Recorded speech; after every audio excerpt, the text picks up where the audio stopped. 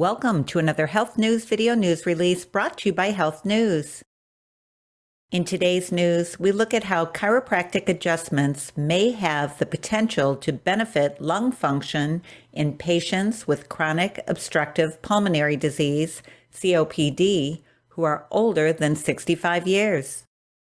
According to the National Institutes of Health, NIH, an estimated 12 million people in the United States have been diagnosed with COPD, and possibly 12 million more may have it without knowing it.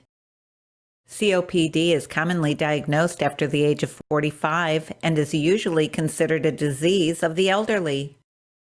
A case series published in the Journal of Manipulative and Physiological Therapeutics reported evidence that spinal manipulative therapy may have the potential to benefit lung function in patients with COPD who are older than 65 years. Remember, your best source for everything health is your chiropractor.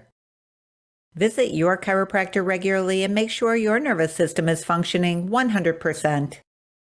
If you are watching this video on our YouTube channel, please subscribe. And if you are watching this video on our website and have not already done so, please add your name and email address to the form on this page. And that's it for today's health news.